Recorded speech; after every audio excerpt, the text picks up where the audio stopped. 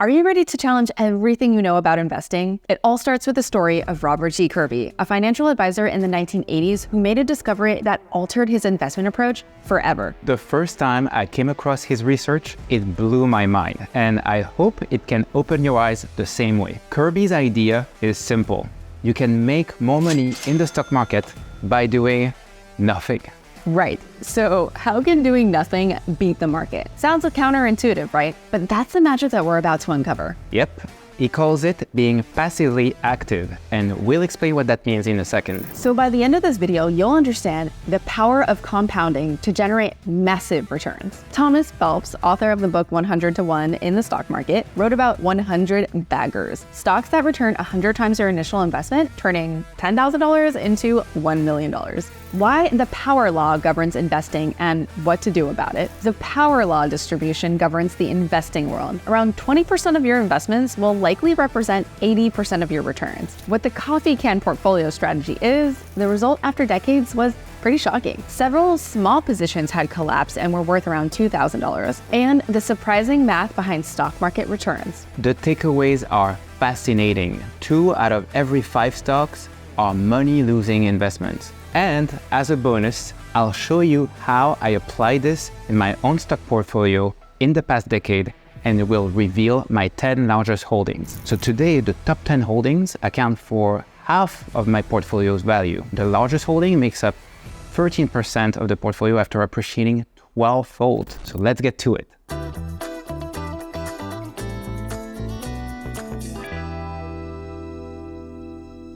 Hey there, I'm Stephanie, tech veteran, product builder, and creator. And I'm Bertrand, founder of App Economy Insight. Great investing is 1% buying and 99% waiting. Many investors feel the urge to tinker, trim, rebalance their portfolio regularly. Yet, the greatest outcome usually requires sitting on your hands. Don't take it from me, but from Charlie Munger. He says, it's waiting that helps you as an investor. And a lot of people just can't stand to wait. If you didn't get the deferred gratification gene, you've got to work very hard to overcome that. The news cycle is always about a potential recession, a bear market, or a bubble ready to burst. This illustration shows the many reasons to sell in the past 15 years. And in hindsight, it's a great reminder that timing the market trumps timing the market. People focus on when they should buy or sell, when the real needle mover is to define how long they will hold. To be clear, there are situations when selling makes sense. For example, when you need the money. That's precisely why money invested in long-duration assets like stocks should be money you don't need anytime soon. Whether it's an individual stock or an index fund, as long as you follow basic diversification principles and don't put all your eggs in one basket, your worst investing decisions will likely be decisions to sell too soon. Don't believe us? Let's review key numbers to illustrate what happens when you don't sell. The S&P 500 index returns approximately 10% per year on average, including dividends and before adjusting for inflation. McKinsey recently showed that it's been true for the past 200 years as well as the past 25 years, despite 3 bear markets. And of course, 10% is an average, and you'll rarely find a year that's just average. The past century looks more like this, with market rallies and the occasional market crash. And nobody can predict these movements ahead of time. At an annual rate of 10%, the market doubles every 7 years. So that's a 2x in 7 years, 4x in 14 years, 8x in 21 years, 16x in 28 years. You get the idea. Yeah, the power of compounding becomes even more compelling when you find an investment that can deliver above average returns. Thomas Phelps, author of the book 100 to 1 in the stock market, wrote about 100 baggers, stocks that return 100 times their initial investment, turning $10,000 into $1 million. So how long does it take to have a 100 bagger? Phelps has a table in his book that lists the annual returns and how many years it would take to get a 100 bagger. If you hold a stock compounding at 20% annually for 25 years, you return 100 times your money. But guess what? If you hold it for only 10 years, you return only 5 times your money. Let's assume there is such a stock in your portfolio. You would still need decades to see the story come to fruition. What are the odds that you will let the story play out over 20 years or more? I mean, it's probably thin. Long holding periods are not simply a preference. They are an absolute necessity to achieve truly life-changing returns. The main barrier to outstanding returns is your patience, not your investment selection. As best put by Bill Gates, most people overestimate what they can do in 1 year and underestimate what they can do in 10 years. And the same is true for expectations for your portfolio.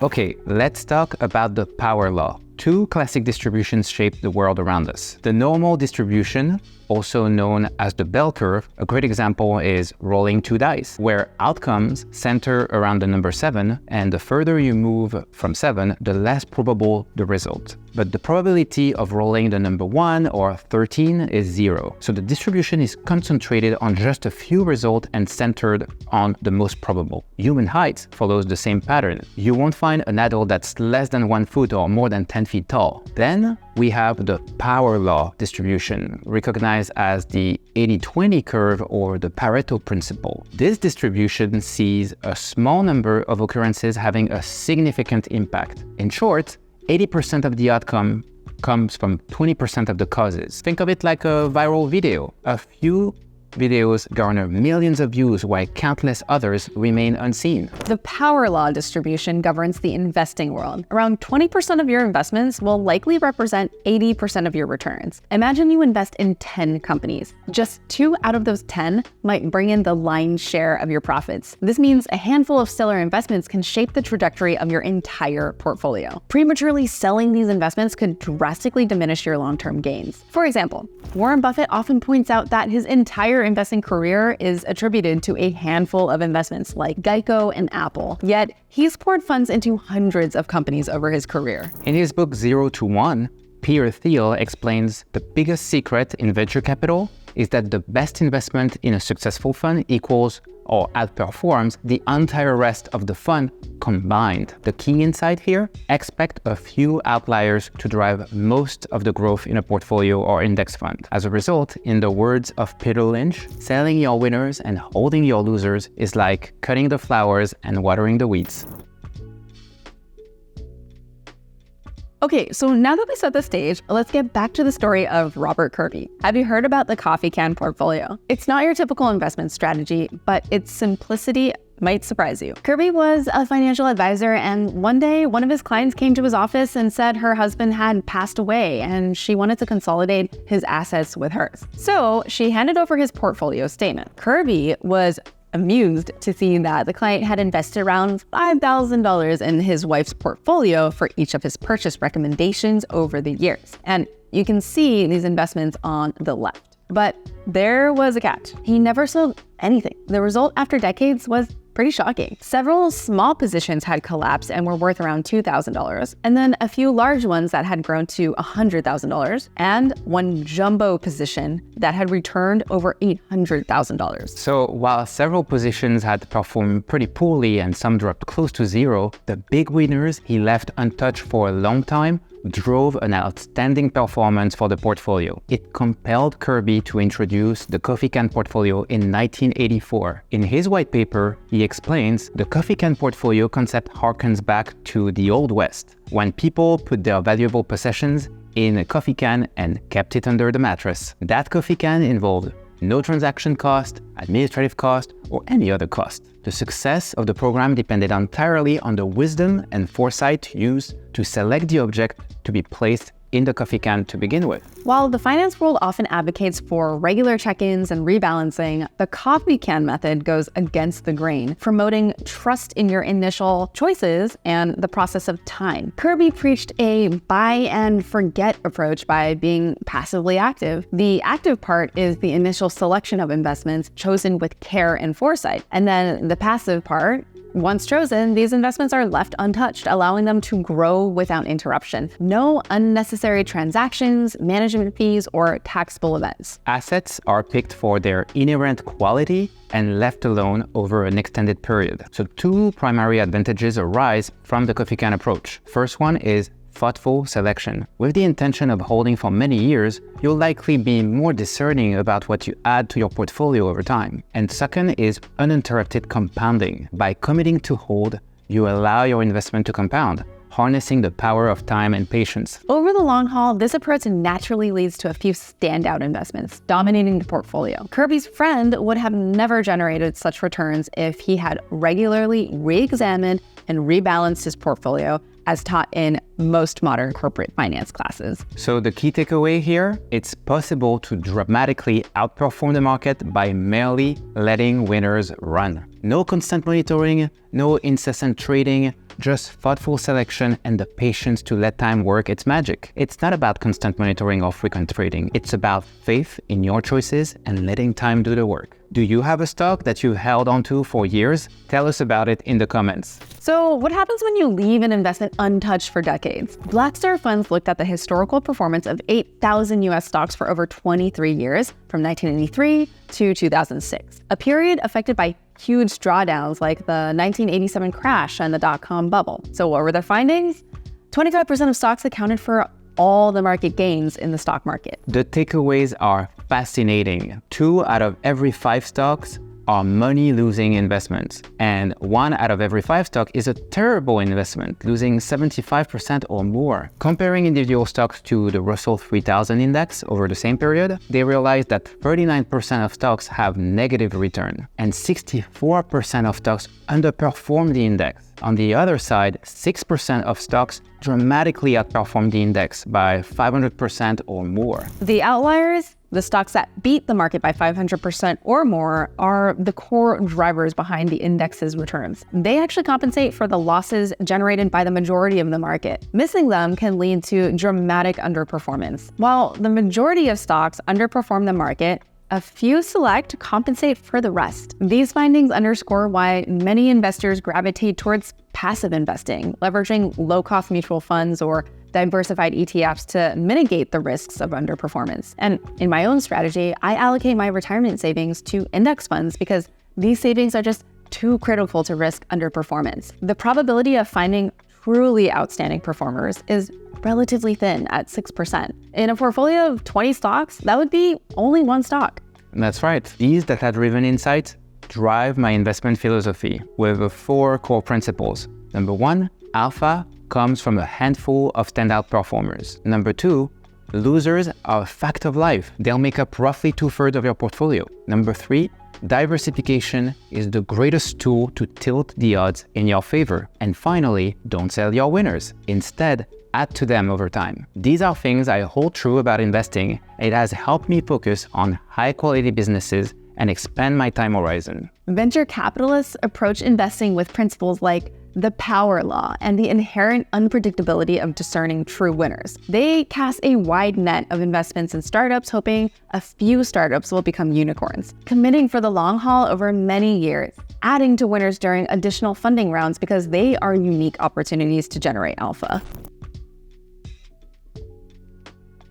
All right, so to drive home the value of long-term holding, I decided to open the books on my own portfolio. I started my portfolio in 2014 and I've built it in public since 2018 through my investing group, App Economy Portfolio, on Seeking Alpha. We left a link in the video description if you want to learn more. But in short, the approach is to buy great businesses diligently and to hold on to them tenaciously. And to do that, I follow 4 critical rules. Rule number 1, it's an automated fixed monthly investment. Rule number 2, a commitment to diversification. No hefty bets on one single stock. Rule number 3, don't add to your losers. Keep underperformers small. And rule number 4, don't sell your winners. You let the outperformers get bigger. Like Robert Kirby, I embraced a passively active approach by letting the story play out without interruption. I only occasionally sell underperforming investment, mostly for tax loss harvesting. So how is it going so far? My largest investment is about 3% of the starting fund, so quite diversified. My portfolio has 93 holdings and exposed to the entire world. The top 20% have doubled or more, while the bottom 20% have dropped over 80%. As you can see,